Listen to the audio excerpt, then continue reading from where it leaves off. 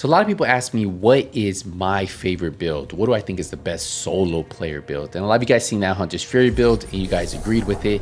But to me, there's one build, at least for run and gun players, that does it just a little bit better, you know, that has just a little bit more survivability, that I just enjoy a little bit more.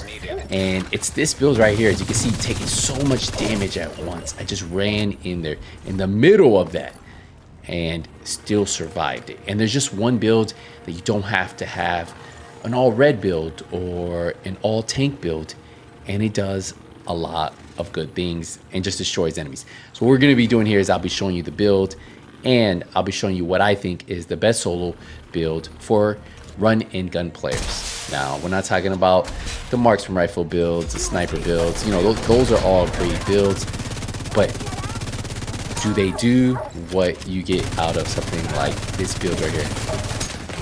As you guys can see, just, yes, we're taking damage, but we have enough survivability to make it out of that, right?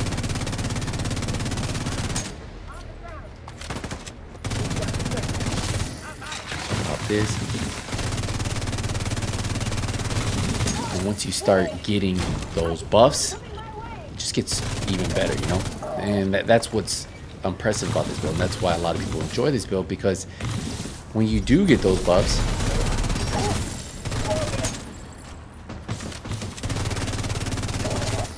it gets even stronger. So I think they're down below, but underneath us.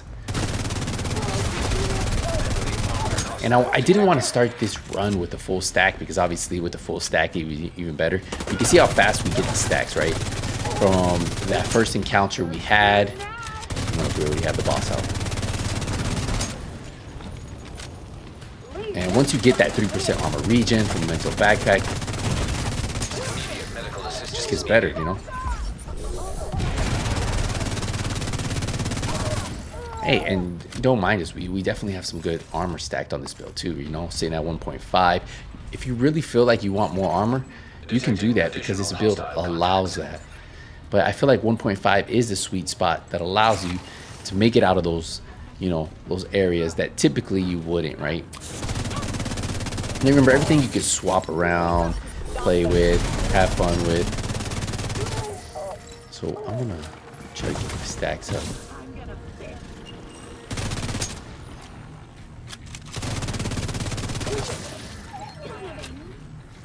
Where are they at?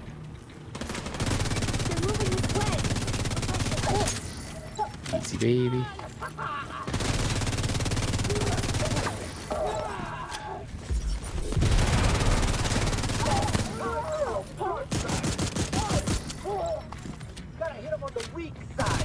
Just look at that. Now we're almost done with this control point.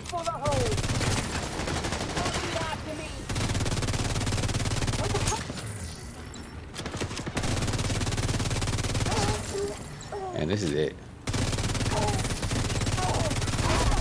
Heavily armored hostiles detected.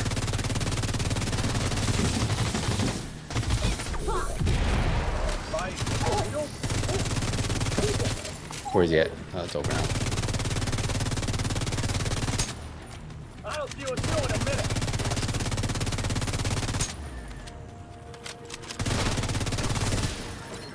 Just see how easy that was.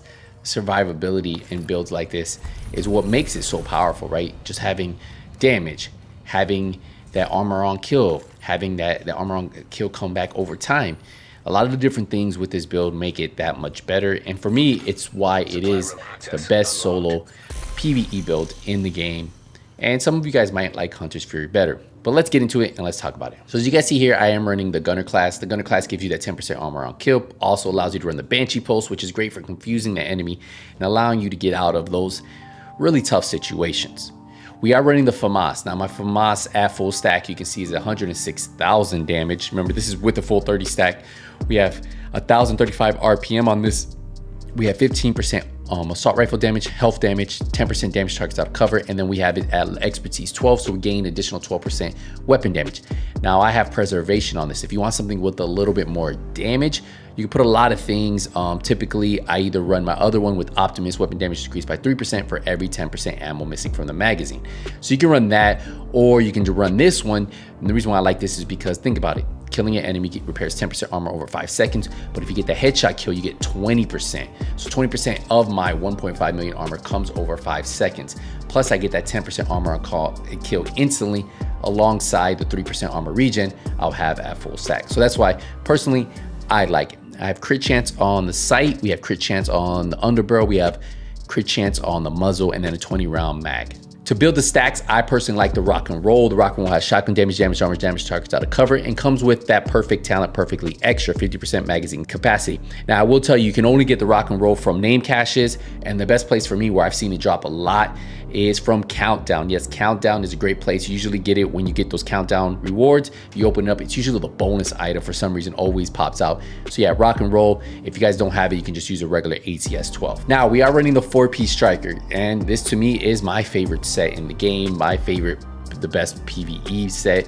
15% weapon handling, 15% rate of fire, and then Striker's Gamble. Remember, weapon hits increase total weapon damage by 0.65%, stacking up 100 times. Now the mask is going to have 170,000 armor, crit damage, and a crit chance mod. Now I do like the Striker chest piece. This is our second piece. The reason why is because it increases your max stacks from 100 to 200. So now it stacks up to 200 times. So that means we're gonna have more weapon damage if we can build that full stack. We also have armor on here. We have crit damage and a crit chance mod. For the holster, we have the Pukaro's holster. Now remember, this is gonna give us that 10% skill haste. It's gonna give us 170,000 armor. Plus it also gives us that 15% weapon damage and gives us critical damage. So it allows us to stack a little bit more armor on the build. And I like this spot to have this piece right here. A lot of people enjoy this Pukaro's holster. Our third piece of strikers are the knee pads. It's gonna have weapon damage, critical hit damage. Our fourth and final piece of striker is gonna have weapon damage and critical hit chance. And then obviously you guys probably noticed we had the memento, right? So we have weapon damage, armor, skill tier, and critical hit chance mod. Obviously can confirm by now, you know, at full stack, 30% armor regen, 3% armor regen, 30% weapon damage, and 30% skill efficiency.